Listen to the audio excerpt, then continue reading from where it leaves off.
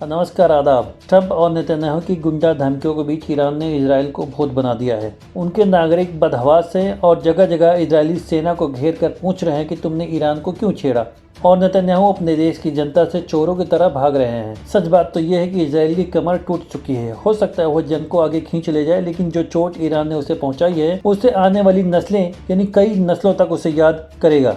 जिस तरह ईरान ने ताश के पत्तों की तरह उनका घमंड तोड़ा है, सबसे खूंखार माने जाने वाली खुफिया एजेंसी मोसाद का हेडक्वार्टर तक जला दिया है। जब नेतन्याहू की गुंडा धमकियां काम नहीं आई तो डोनाल्ड ट्रंप ने मैदान में उतरकर भी ईरान के आयतुल्लाह खामनेई को धमकियां देने लगे। उन धमकियों की खिल्ली उड़ाते हुए ईरान के सुप्रीम लीडर आयतुल्लाह खामनेई ने कहा है, बकवास बंद करो और इजरायल की खैर मनाओ, क्योंकि हम छोड़ने वाले नहीं हैं। जैसा आपको पता है कि कनाडा में हो रहे G7 की बैठक को बीच में ही छोड़कर वाशिंगटन के लिए निकलते हुए ट्रंप ने सीधे सीधे ईरान के सुप्रीम लीडर आयतुल्लाह खामनेई को जान से मारने की धमकी दी थी और उन्होंने कहा था कि हमें इनके ठिकाने के बारे में पता है, अगर वो जिंदा हैं इसमें हमारी कृपा है। बेंजामिन नेतन्याहू यहाँ तक बोल चुके हैं कि हम ईरान को इराक के राष्ट्रपति सद्दाम हुसैन की तरह चौराहे पर घसीट के मारेंगे।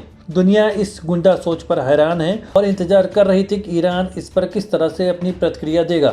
लेकिन ईरान के सुप्रीम लीडर आयतुल्लाह खामनेई ने 17 जून को देर रात ट्विटर पर लिखा, जंग शुरू हो चुकी है, हम आतंकी यहूदी शासन को कड़ा जवाब देंगे, उन पर कोई दया नहीं की जाएगी। उन्होंने अरबी भाषा में लिखा। इस ट्वीट का अनुवाद करें तो यूँ होता है कि हैदर के नाम से शुरू करते हैं। अपने जुल्फिकार के साथ खैबर पर लौटते हुए अल्लाह अकबर, मतलब ईरान ने इसे सिर्फ युद्ध शुरू कर दी है, यानी ईरान इन 5 दिनों में जो भी लड़ाई हुई इसे जंग नहीं मान रहा था। ईरान इसे मानकर चल रहा था कि तात्कालिक है। ट्रंप के धमकी को सीधी धमकी के बाद खामनेई ने ही इस पोस्ट को जंग का ऐलान आधिकारिक माना जाता है, यानी अब इसे संघर्ष की बजाय जंग कहा जाएगा, इसे युद्ध कहा जाएगा। जिस तरह के हालात बने हुए हैं उसमें किसी भी समय अमेरिका भी इस जंग में कूद सकता है।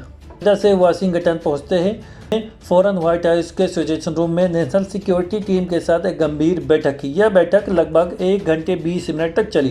एक अमेरिकी अधिकारी ने मीडिया को बताया है कि ट्रंप ईरान के न्यूक्लियर सेंटर पर हमला कर सकते हैं। अमेरिका ने मिडिल ईस्ट में और ज़्यादा फाइटर जेट भेजने का फैसला किया है।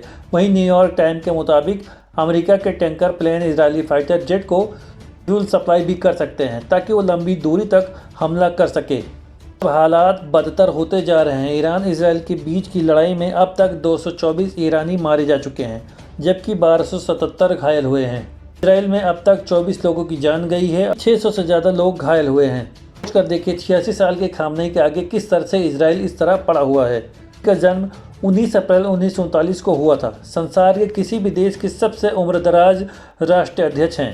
खामनेई को मिटाने के लिए इसराइल पीछे से चुपके से वार करता है। ब्रिटेन और फ्रांस जैसे देशों ने अपना ढोंगी चेहरा उधेड़ कर रख दिया।